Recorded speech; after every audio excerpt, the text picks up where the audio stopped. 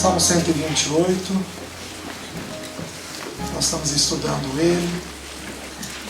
Nós vimos aquilo que é necessário para o homem.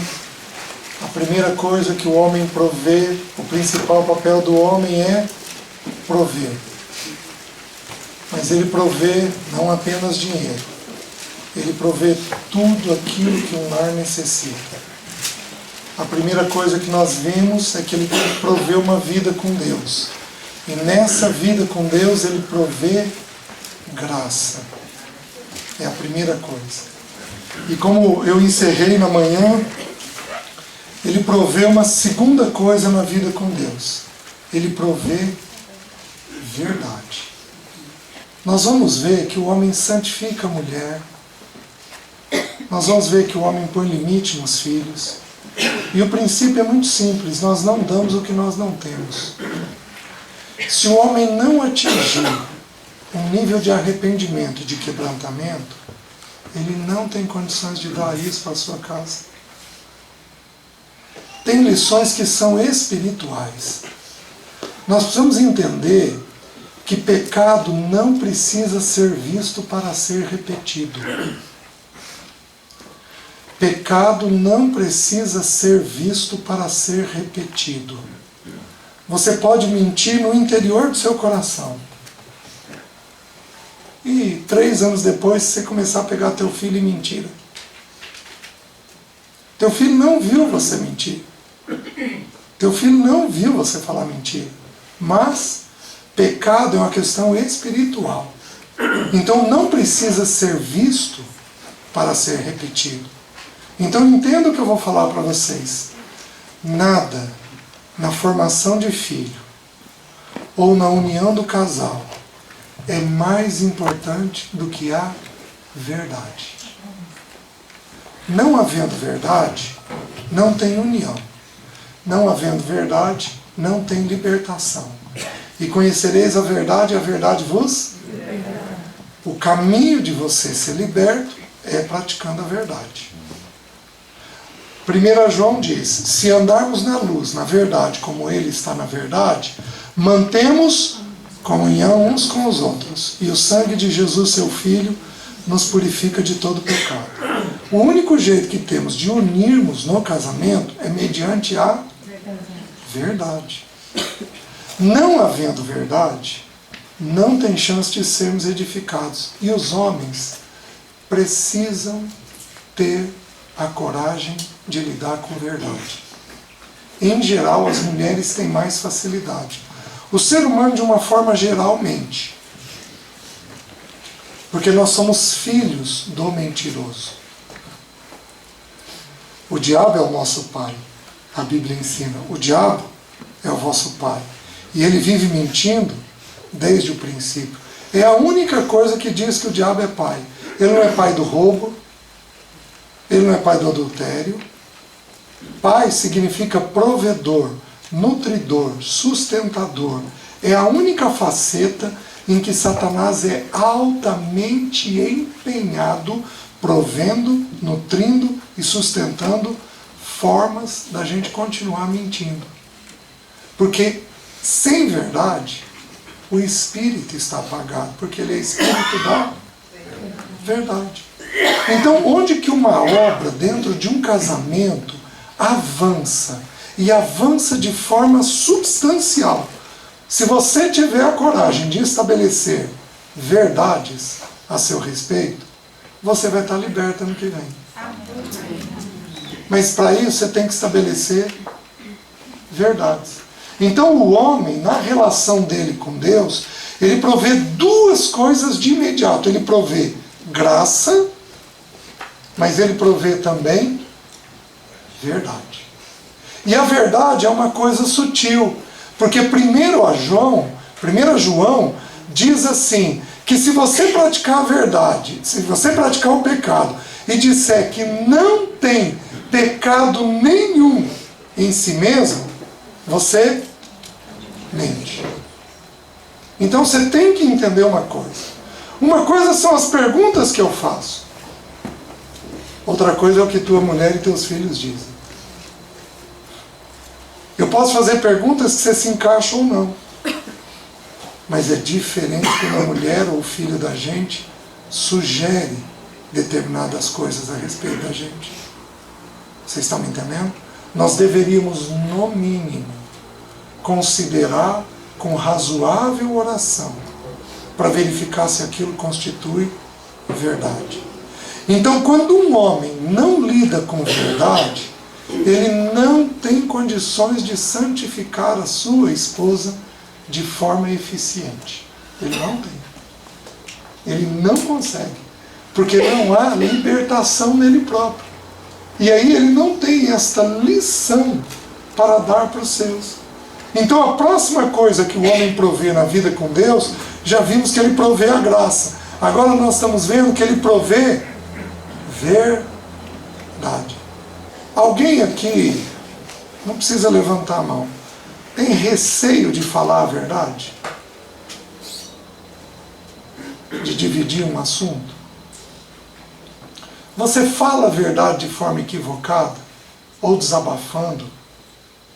Ou agredindo? Ou ironizando? Porque isso também não é forma adequada de lidar com a verdade. Então você precisa estabelecer a sua verdade. Meus queridos, meu casamento é outro, vocês já ouviram isso nos testemunhos, nos vídeos, eu falei isso em 2015, meu casamento é outro depois que eu fiz a minha lista para a Alessi. 5 pecados. Quando eu sentei e me deparei com essa lista e passei a lidar com isso, eu devo ter levado, para abrir com a Alessi a questão de sexualidade, eu devo ter levado uns 3 meses. Eu precisei de ajuda do Paulo Bornelli. Fui me abrindo com ele, dividindo com ele. Ele foi dizendo: César, isso é por causa disso, é por causa disso. Se você fizer esse passo de abrir com a Alessi, o Senhor vai te perdoar, o Senhor vai te visitar, o Senhor vai te curar. E eu, pela fé, mas pela fé. É assim, Paulo? É assim, César. Fui lá e abri. Meus queridos, eu tenho outro casamento. Outro casamento. Levei 2 anos para corrigir os problemas de dinheiro. Devia 1 ano de salário quando eu me abri com a Alessi. O Senhor corrigiu tudo. E Ele é poderoso numa coisa, porque Ele diz: se confessarmos os nossos pecados, Ele é fiel e justo para nos perdoar e nos purificar de toda injustiça. O que é isso? Ele tira aquela inclinação. Você passa a viver de tal maneira que aquela inclinação perde força. E Ele vai colocando ordem dentro de você. O pecado perdeu a força. Porque é a promessa que Ele fez. Os irmãos estão entendendo? Então você precisa ir pegando, porque à medida que nós vamos estudando e nós vamos falando, a gente vai dando exemplos, a gente vai fazendo perguntas, e o Espírito Santo vai destacar alguma coisa dentro de você. Opa, isso daqui é um problema, isso daqui é sério para mim, isso daqui eu tenho que corrigir. Você anota: Senhor, isso daqui eu tenho que me deparar, porque é uma tendência que eu tenho, é uma inclinação que eu tenho. Não importa a tua idade, não importa tua idade. Então você precisa aprender a nominar os seus pecados. Uma dádiva que o Senhor alcançou é que lá em casa nós fomos todos nós 4. À medida que eu e a Alessi fomos tratando os nossos pecados, nós fomos colocando os pecados na mesa. Então lá em casa todo mundo sabe o pecado de todo mundo.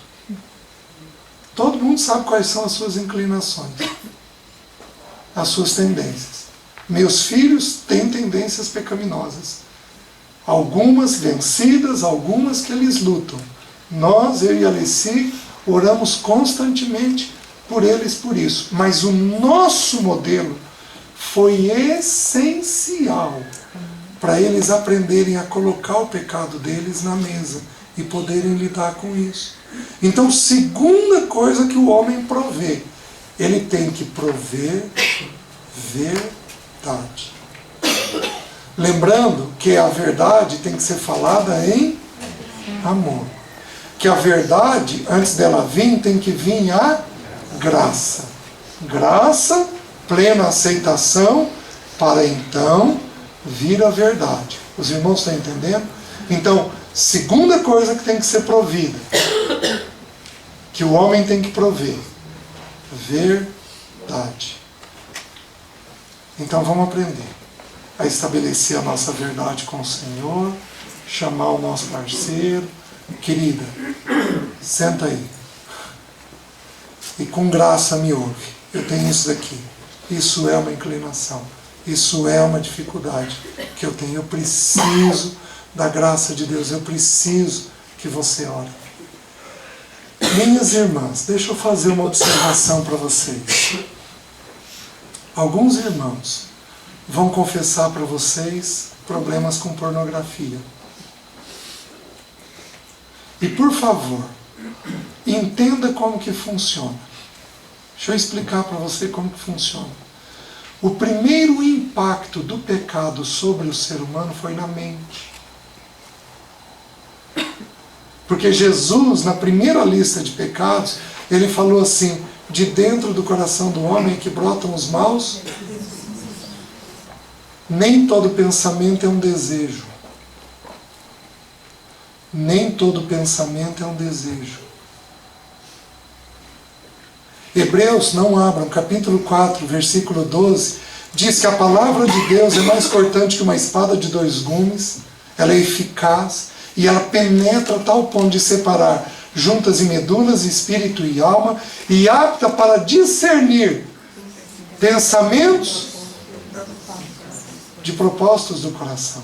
Irmãs, em primeiro lugar, tome como um pensamento, e não necessariamente como um desejo. É uma desregularização da mente. A mente está desregulada. A mente tem um apetite desnecessário, exagerado. Tem um apetite descontrolado. Vocês estão me entendendo? É pecado. Mas não tomem isso como uma ofensa pessoal, porque às vezes não é. É apenas um pensamento desordenado que precisa ser regulado. Então, não tenha medo, homem, de estabelecer a tua lista. E mulher, não tenha medo de recebê-la com graça, com firmeza, pedindo a Deus graça para entender nas Escrituras qual é aquele pecado, qual o posicionamento que a gente tem diante daquele pecado. Os irmãos estão entendendo? Então, estabeleçam a sua verdade. Então, o homem provê graça e provê verdade. Deixa eu avançar um pouco. O versículo 2 diz assim: do trabalho de tuas mãos comerás, feliz serás, e tudo te irá bem. O texto está dizendo que é papel de homem prover dinheiro e trabalho. Do trabalho de tuas mãos comerás. Então, homem, presta atenção no que eu vou te falar. Homem tem que ser trabalhador. Se ele não for, ele não deveria casar. Homem tem que prover sustento para ele e para o seu. Não tem condições de trabalhar e prover sustento, o ideal é que ele não case. Hoje eu não faço mais, mas durante muitos anos eu dei curso de noivos. Eu me especializei em separar noivado. Um dos motivos era qual? Os meninos não? Casou vai depender de quem? Papai e mamãe. Que é o primeiro princípio das Escrituras. Então, para casar, nós deveríamos ter isso em mente. Há um texto em Provérbios, não vou me lembrar a referência agora, diz assim: vai, põe em ordem a tua lavoura, depois vem e edifica a tua casa. O texto está sugerindo uma coisa simples: desenvolve o teu trabalho, depois vem e edifica a tua casa. Vocês estão me entendendo? Homem deveria ser trabalhador. Eu não sei, se algum irmão aqui souber, alguns dos líderes, eu vou amar sentar e ouvir de vocês. Eu não sei, eu desconheço como tratar nas Escrituras a preguiça. Eu desconheço. Forma de tratar a preguiça. Eu desconheço pegar um homem acima de 30 anos de idade, eu desconheço a maneira de ajudá-lo a lidar com o trabalho se ele for preguiçoso. Eu desconheço. Preguiçoso não pode, homem preguiçoso não pode casar. Homem mal resolvido com o trabalho não pode casar. Ele não precisa ganhar muito, mas ele tem que ser resolvido com um assunto chamado trabalho. Nossos filhos, homens, têm que ser ensinados a trabalhar. Nós não podemos facilitar, nós temos que dificultar, nós temos que estimular, nós temos que colocar para trabalhar cedo, de um jeito adequado, correto. Quem estuda bem vai trabalhar bem. Então o estudo no adolescente corresponde ao trabalho no adulto. Então estuda bem, é trabalhador. Vai ser bem definido depois. Porém, homem tem que prover trabalho. É papel de homem. É papel nosso. Por que Deus fez assim? Porque é simples. Nós somos o cabeça. Como é que Deus ia pegar o único Senhor que existe nessa terra, além de Deus, que é o dinheiro, que é Mamon, e ia pôr na mão da mulher?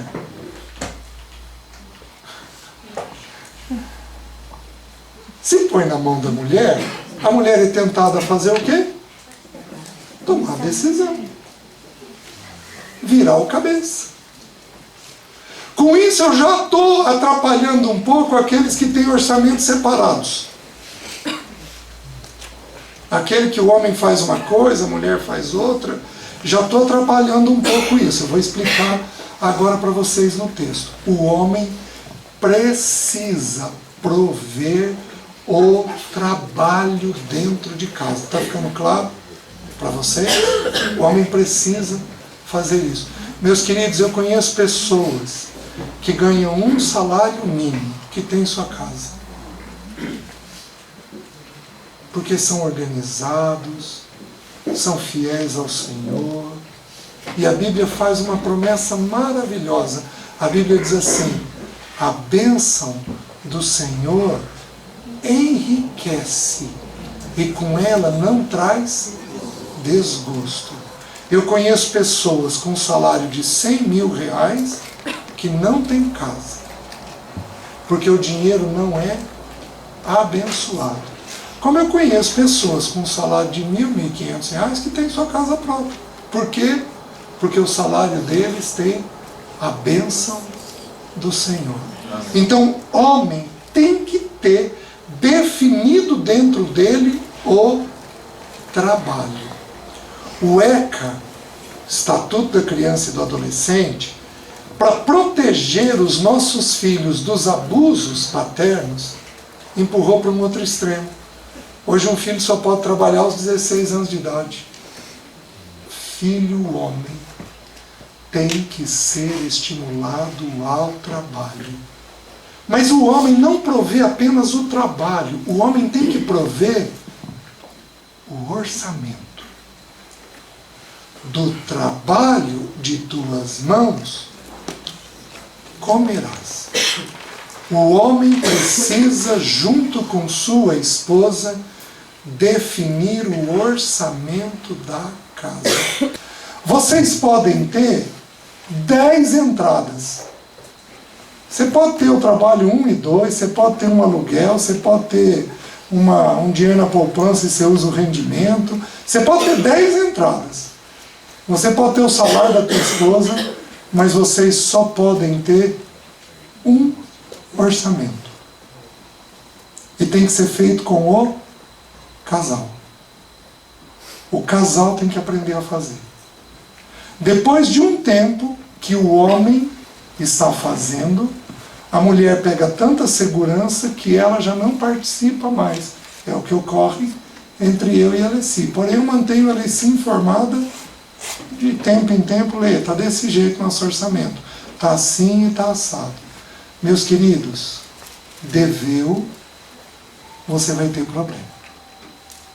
Quais os problemas de quando uma pessoa deve? Um homem deve. Não vou perguntar quem nesse momento está em dívida. Não vou perguntar. Primeiro problema que uma pessoa endividada tem: a dívida rouba a cabeça. Ele pensa o tempo inteiro na dívida. Então a percepção dele vai lá para o chinelo. Então a mulher fala com ele está distraído. Os filhos falam com ele está distraído.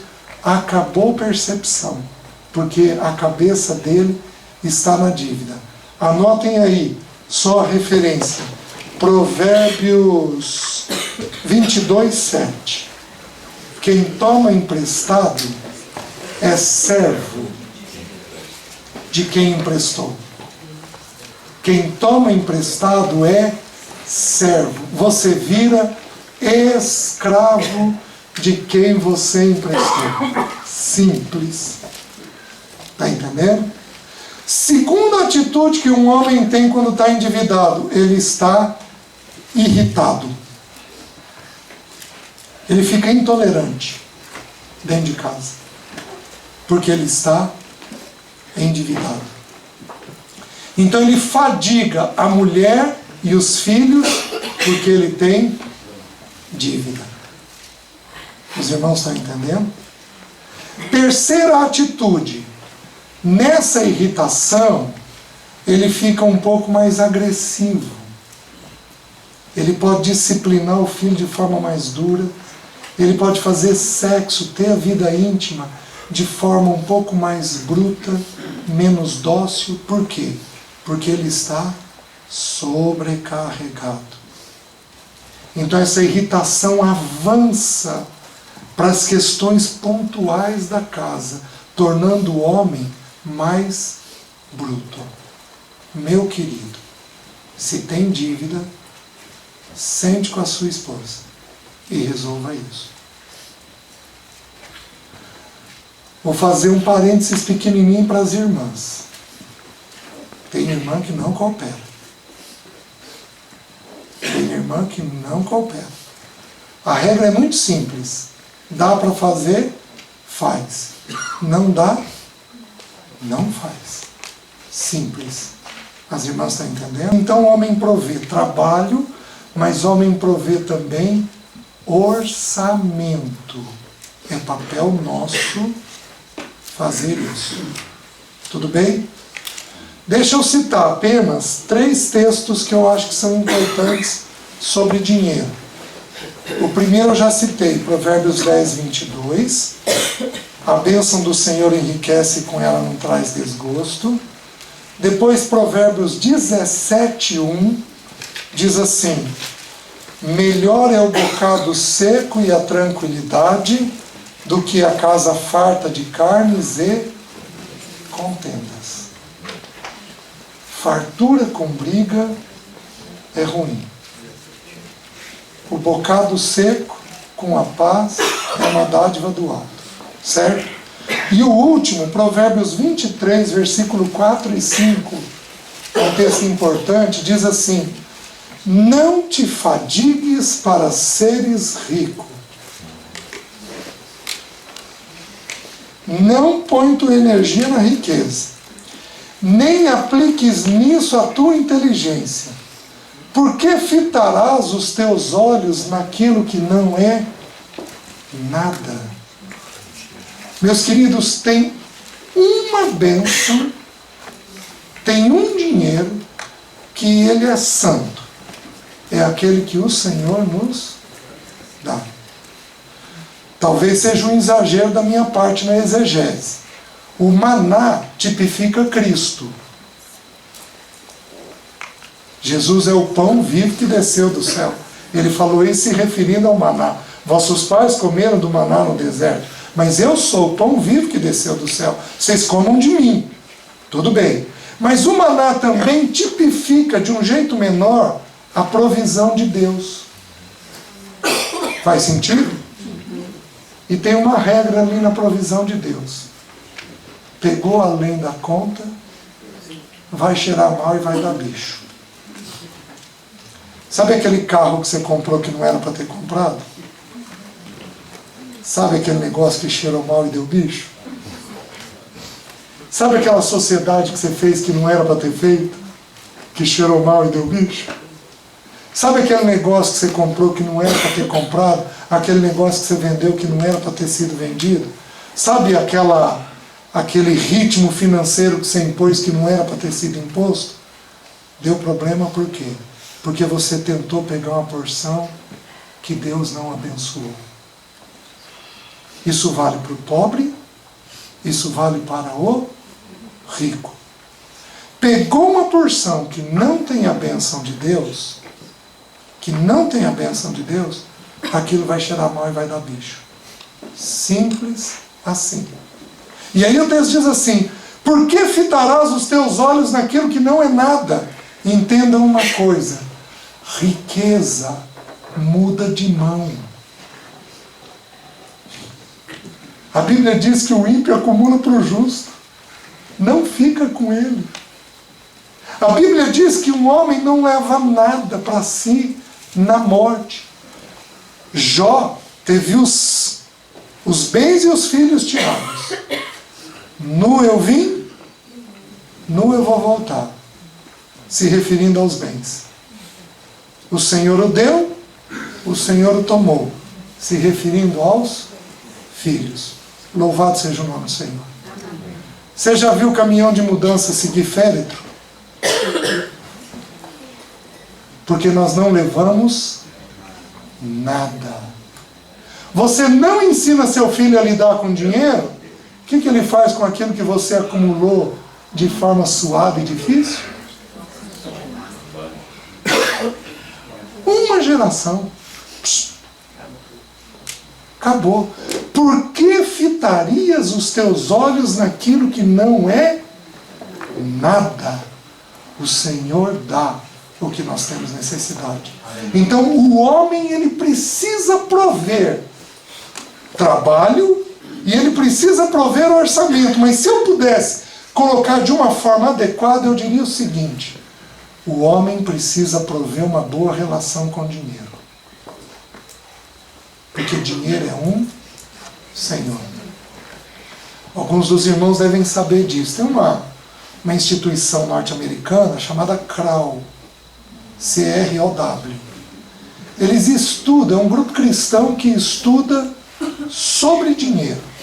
A informação que eu estou dando eu peguei deles. Cerca de 1/4 dos versículos da Bíblia são sobre dinheiro. 25% da Bíblia é sobre dinheiro. Por que a Bíblia fala tanto de dinheiro se esse assunto é tão espúrio? Porque dinheiro é um Senhor. Sabe qual é a palavra usada para Senhor, para Mamon? Vocês não podem servir a 2 senhores. Sabe qual é a palavra usada ali? É a mesma palavra usada para Senhor como Deus. Curioso. Dinheiro tem o mesmo poder de mando que o Senhor tem. Só que o dinheiro não é soberano. Mas ele tem poder de mando sobre a nossa vida. Então, meu querido, você tem que prover uma relação adequada com o dinheiro. Onde você vai aprender a não dever. Agora, você quer ver o que é grave? Você tem filho pequeno? Você está devendo? Ou você tem filho na adolescência? Você está devendo?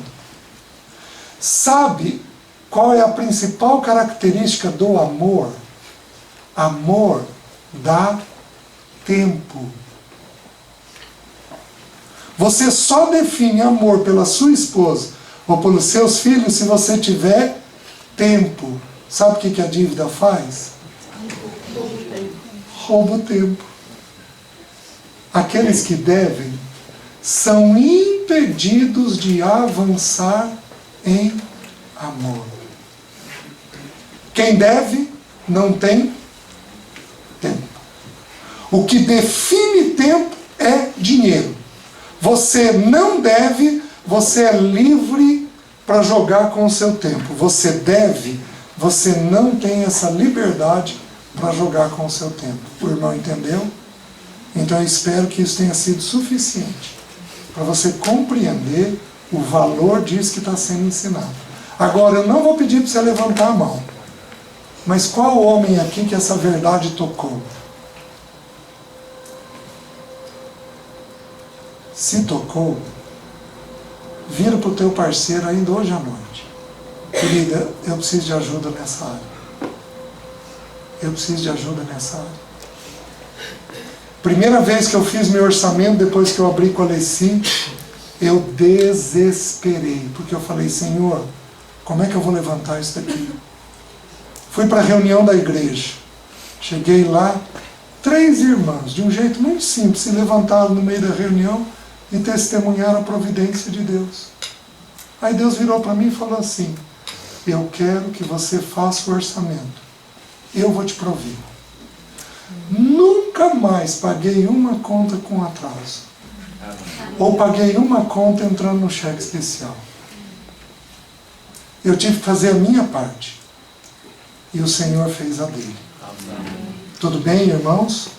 Então, que os irmãos providenciem uma relação boa com trabalho e com dinheiro. Amém? Vamos avançar. O que mais o homem providencia? Versículo 3. Tua esposa, no interior de tua casa, será como a videira frutífera. Onde é que essa mulher está? Minha irmã, onde é que você está?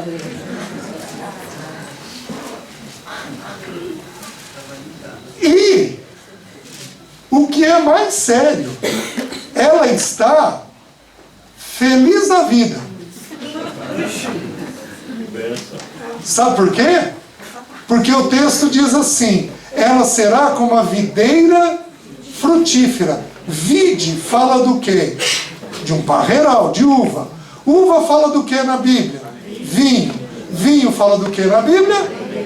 Esta mulher é alegre. Já pensou passar roupa com alegria? Senhor, não vejo a hora dele chegar, você fazendo almoço, para poder ver como é que ele está fazendo isso com alegria. A Bíblia que está prometendo. Minhas irmãs, durante um tempo eu pregava dizendo o seguinte, irmãs, o trabalho de casa é um fardo, é difícil, é inglório, tem que fazer todo dia. Eu não falo mais isso, apesar que eu acabei de falar. Mas eu não prego mais isso. Por quê? Porque Deus não ia pedir algo que fosse penoso. Porque os meus mandamentos não são penosos. Você pode não gostar de fazer uma coisa ou outra, mas você tem que entender que não dá para edificar os seus se você não mantiver uma relação boa com a casa. Porém, quem ajuda a mulher a fazer isso? O homem. Como é que o homem alcançou na mulher este perfil? Queridas, algumas de vocês aqui dariam um bom homem. Ah, velho.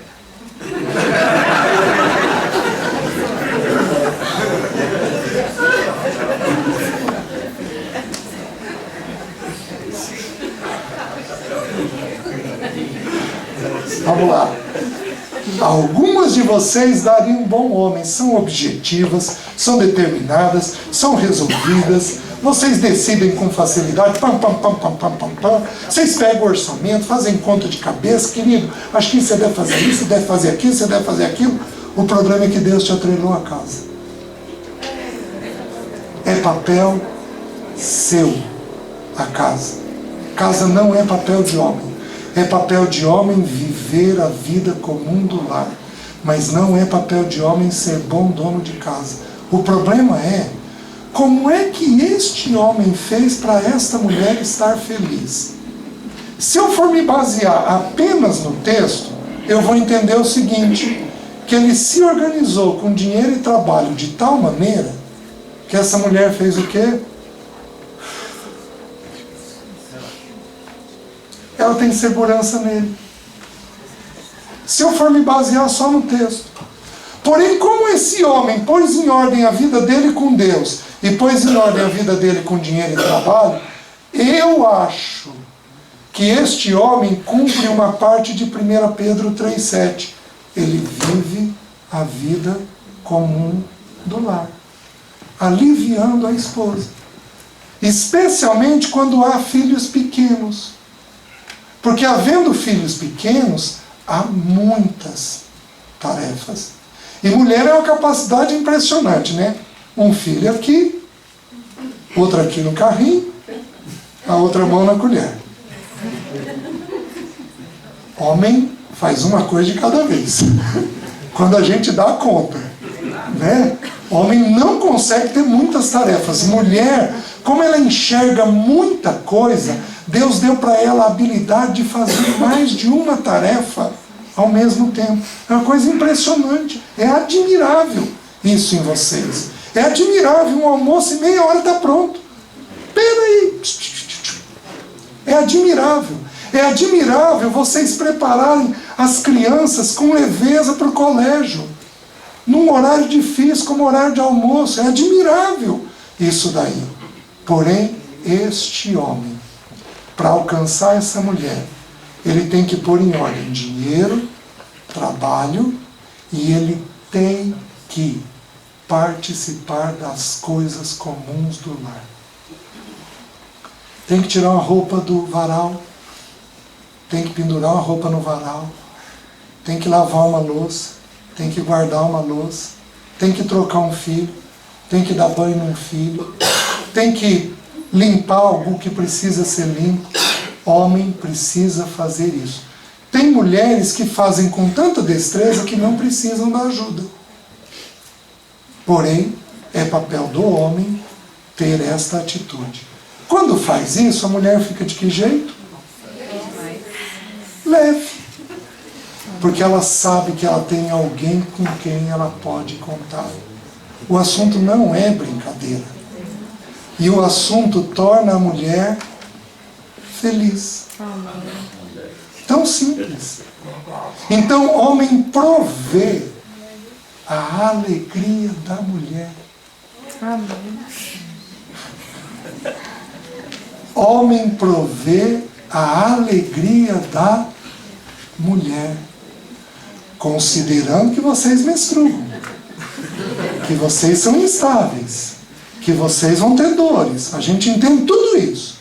Porém, de uma forma geral, nós nos encarregamos de ver o que está pesado para vocês. Querida, vamos ajustar isso daqui está pesado. Não dá para fazer do jeito que você está fazendo. Que bom, que lindo, que maravilhoso, mas você não está alegre, você não está bem. A gente chega dentro de casa, você está carregada. Por que disso? Onde que está o problema? Vamos corrigir isso daqui. Homem provê a alegria da mulher. Amém? Amém. O que mais? O texto avança. E diz assim: teus filhos, como rebentos da oliveira, à roda da tua mesa. Agora usa uma figura diferente. Usa a figura, está comparando o filho, comparou a mulher à vide, mas está comparando o filho à azeitona. A uma azeitoneira. A azeitona produz o quê? Azeite. O azeite é símbolo do que na Bíblia? Óleo, que é símbolo de unção. Teus filhos, como rebentos. O que é um rebento? O rebento é o fruto em flor. Ele está nascendo.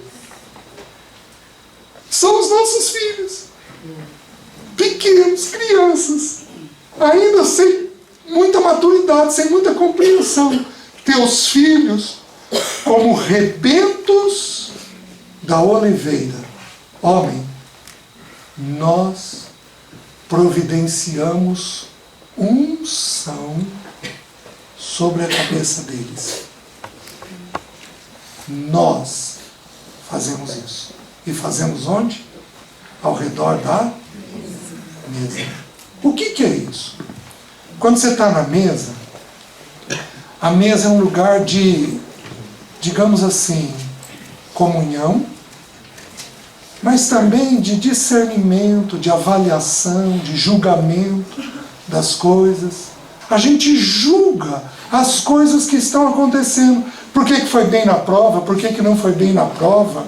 O que um amigo falou? O que outro amigo disse? Como é que agiram? Como é que fizeram? O que foi ensinado em sala de aula? E eu ensinei para os meus filhos, presta atenção, eu aprendi isso com um irmão de fé.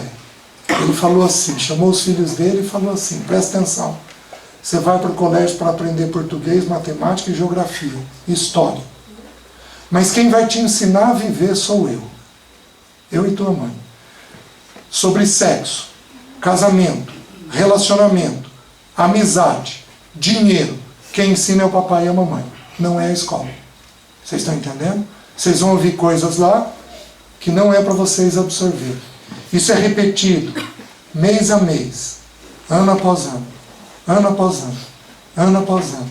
E aí, na mesa, é o lugar da gente filtrar. E é o lugar da gente derramar. É na mesa. Por isso eu estou falando uma coisa para você. Se você não almoça em casa, você tem que resolver o problema da mesa. Nós deveríamos tomar café e almoçar. O lanche da noite nós conseguimos fazer até o ensino médio deles. A partir do ensino médio, já fica um pouco mais complicado fazer o lanche. Na faculdade, às vezes fica impossível a gente conseguir lanchar à noite com eles. Mas nós conseguimos, pelo menos, de manhã e na hora do almoço. Alguns de vocês não vão conseguir isso. Porém, o princípio ainda continua. Nós vamos ter que sentar na mesa. Então vocês vão ter que fazer o quê? Organizar de tal maneira que vocês providenciem a mesa. É papel de homem prover unção para a vida dos filhos. Não é papel de mulher. A mulher vai fazer debaixo da gente, mas é papel nosso prover isso. Você está entendendo? Quando nós estudarmos sobre filhos, se o Senhor nos der essa oportunidade, nós vamos entender uma coisa. A mulher arranha a mente do filho. O que ela fala faz isso daqui na mente do filho. Mas o que o homem fala penetra a mente do filho. É uma coisa impressionante. O homem fala uma ou duas vezes, está resolvida a questão com o filho. A mãe fala 1, 2, 3, 5, 10, 15, 20, e o filho reluta com aquilo. Por quê? É porque a mãe não tem autoridade? É porque ela é complicada? É porque ela está cheia de pecado? Não. É porque Deus não deu a bênção para ela colocar limite na vida do filho. Quem coloca o limite é o pai. Por isso, quem provê unção para o filho é o pai e não a mãe. Está fazendo sentido? Para os irmãos? Aí diz assim: eis como será abençoado o homem que teme ao Senhor. Sabe o que é um homem abençoado? É um homem que tem graça, que tem verdade, é um homem que trabalha, que organiza seus gastos, que mantém sua mulher alegre e que mantém seus filhos ao redor da mesa. Você não é abençoado porque você ganhou dinheiro. Você não é abençoado porque você foi bem sucedido na profissão. Você é abençoado por causa dessas coisas que que as Escrituras colocaram. Você está me entendendo? Prestem atenção, irmãos. Seus filhos não serão para a calamidade.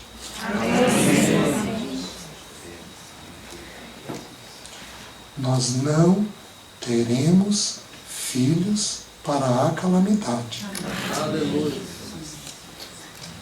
Para isso, é o Salmo 128. Eis como será abençoado o homem que teme ao Senhor. O Senhor te abençoe desde Sião para que vejas a prosperidade de Jerusalém. Uma família dessa forma é uma família que abençoa a igreja. E a igreja se torna, no que depende deles, próspera. Porque é uma família de um testemunho sólido. É uma família de um testemunho sólido. Os irmãos estão entendendo isso? Oh, Senhor, permita que as famílias aqui tenham esse testemunho. Então a igreja prospera de forma sólida por causa das famílias. Mas enche a igreja de família problemática.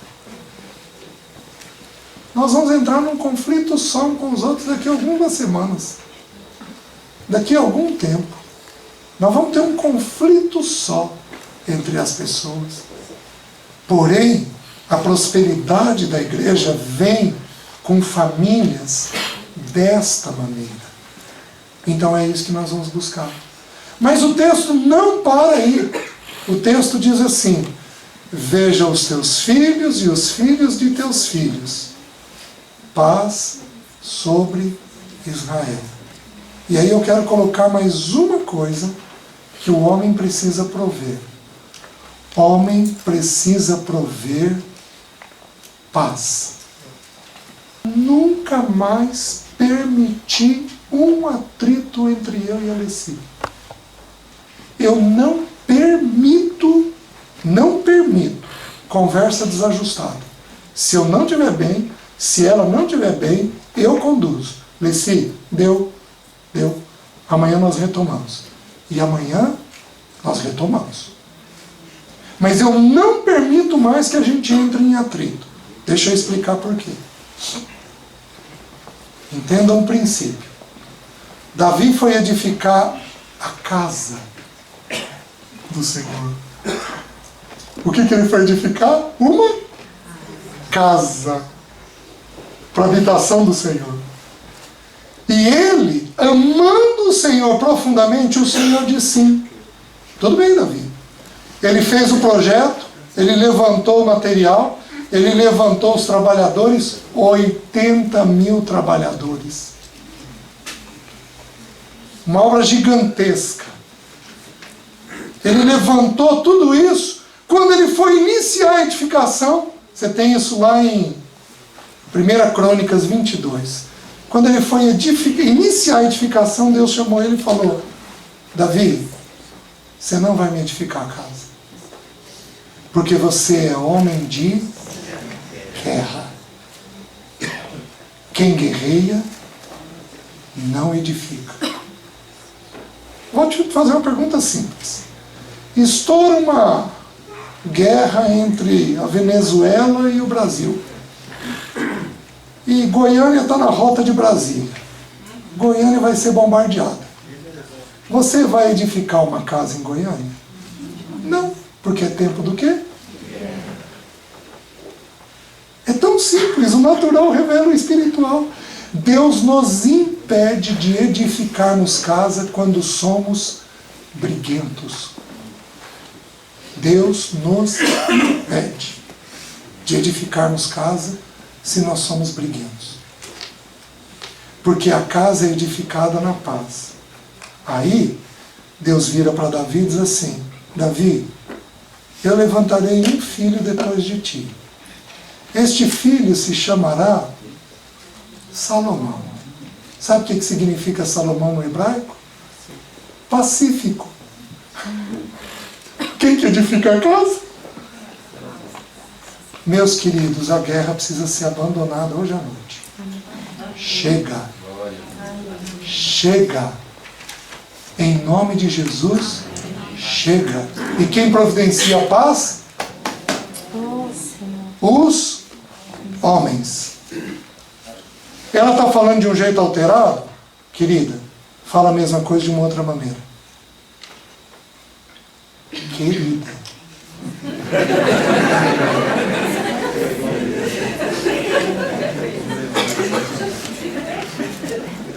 Fala a mesma coisa de um outro jeito. Não, vamos fazer o seguinte, você não está pronta para conversar. Amanhã à noite nós vamos sentar e vamos conversar. Não, porque você não me ouve. Chega.